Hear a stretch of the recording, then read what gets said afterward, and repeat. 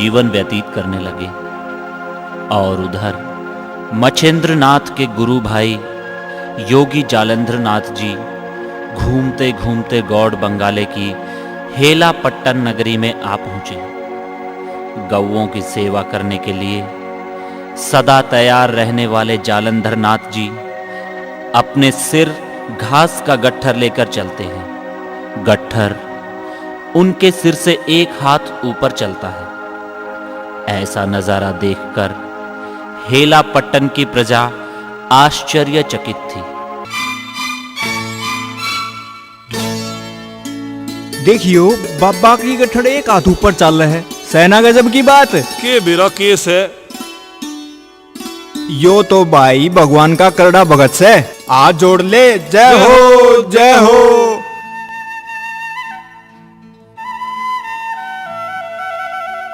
नगरी नगरी घूमते योगी जालंधरनाथ, नगरी नगरी घूमते योगी जालंधरनाथ। चारे का गट्ठर चलता सिर ऊपर एक हाथ, चारे का गट्ठर चलता सिर ऊपर एक हाथ।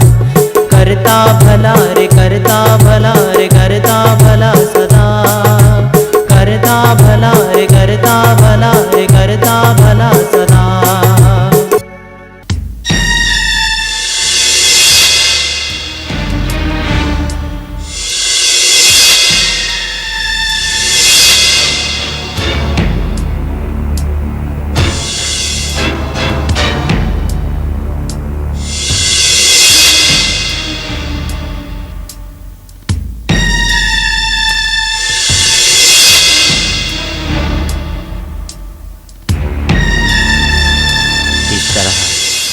उनकी चर्चा पूरे नगर में होने लगी और बात राजमहल तक जा पहुंची।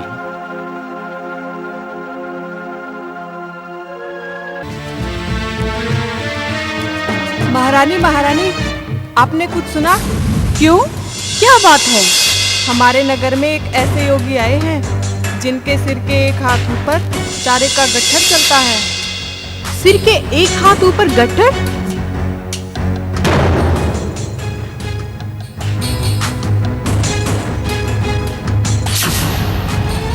जरूर कोई सिद्ध योगी होंगे। अगर तुम्हें उनके बारे में कोई और खबर मिले तो मुझे जरूर बताना। जो आज्ञा महारानी। इस तरह से जालंधरनाथ जी की महिमा की चर्चा अब तो बच्चे बच्चे की जुबान पे आ गई थी। अरे अरे गठरी वाले बाबा, प्रणाम साधु महाराज। आयुष्मान हो बच्चा। बाबा, ये गट्ठर आपके सिर पर बिना सहारे कैसे टिका है? सब ऊपर वाले की माया है बच्चा। चलो जाओ, अब मुझे बातों में ना अटकाओ।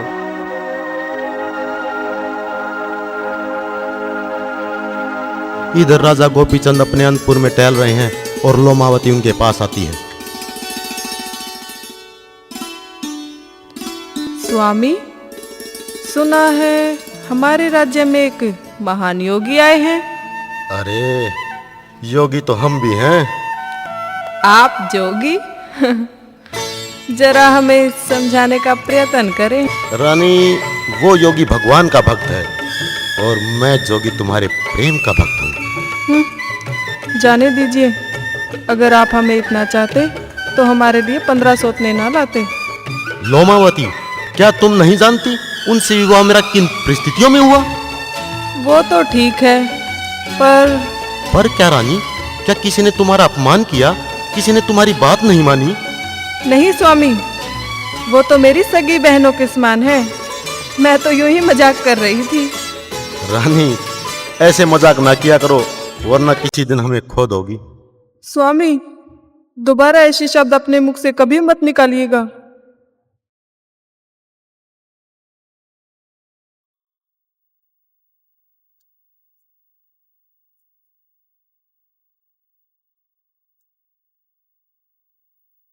कनकलता, कनकलता। जी महारानी। क्या ये वही योगी हैं जिनके बारे में तुमने मुझे बतलाया था? हाँ महारानी, ये वही योगी हैं। कनकलता, तुम एक काम करो, पता लगाकर आओ कि ये योगी कहाँ ठहरे हुए हैं। जो आज्ञा महारानी। और एक बात का खास ध्यान रखना। प्रणाम महारानी। कहो, क्या हुआ?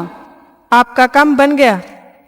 ठीक है कनकलता, हम अर्धरात्रि को योगी के दर्शन करने चलेंगे। तुम समय पर आ जाना।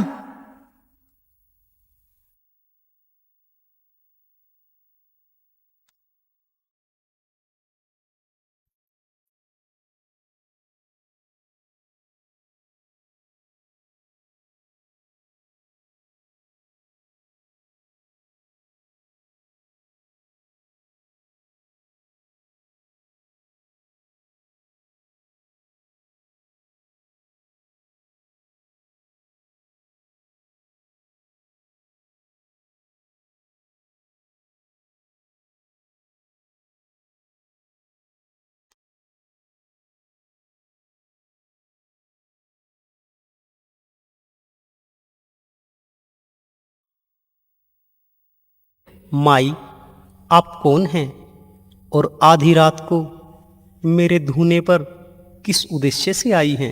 प्रणाम योगीराज। कल्याण हो माई। हे योगीराज, मैं यहाँ की राजा गोपीचंद की माँ मैनावंती हूँ और ये मेरे साथ मेरी दासी कनकलता है। इस समय हम यहाँ आपके दर्शनार्थ के लिए आए हैं। मैं विधवा स्त्री हूँ, इसलिए दिन में सबके सामने नहीं निकलती। यही कारण है मुझे आपके दर्शनों के लिए रात्रि को आना। माई, नेक स्त्री को रात्रि के समय किसी से भेंट करना कलंक की निशानी माना जाता है। ये दुनिया बड़ी स्वार्थी है, कपट की खान है। दूसरों पर उंगली उठाती जरा भी नहीं हिचकिच। ऐसी स्वार्थी दुनिया में सोच समझ कर चलना पड़ता है। बिना विचारे जो चले फिर पाछे पछताए। कलंक लगे जो चीर पर ना असवन धुल पाए।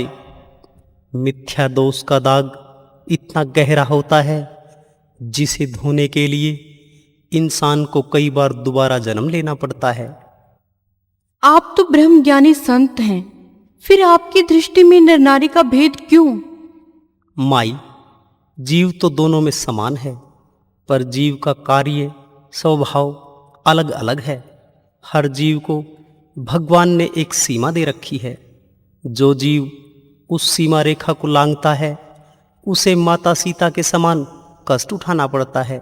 उसे आप भगवान की महिमा कहें या जीव का दोष। आप इस नाशवान संसार से व्यर्थ ही भयभीत होते हो। मैं तो इस दुनिया वालों से बिल्कुल नहीं डरती। जो अधर्म करे वही भय माने। मैं जिस गूढ़ ज्ञान के लिए यहाँ आई हूँ उस उद्देश्य को पूर्ण किए बिना मैं नहीं जाऊंगी। अगर आप लोग राजी से नहीं जाएंगी तो मैं ईंट पत्थर मारकर तुम दोनों के सिर फोड़ दूंगा।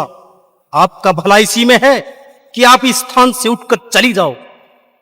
हे योगीराज, अगर आपके हाथों हमारी मृत्यु भी हो जाए तो हम अपने आप को भाग्यशाली मानेंगी। आखिर आप क्या चाहती हैं? हे योगीराज, भक्त को ज्ञान अमृत की प्यास होती है। अब आप मुझे ज्ञान का अमृत पान कराकर मेरी अज्ञानता दूर करें। इस समय तुम यहां से चली जाओ, मुझे प्रभु का भजन करने दो। समय आने पर मैं तुम्हें अपनी शिष्या बनाकर दीक्षा जरूर दूंगा और अमृतत्व का वरदान दूंगा।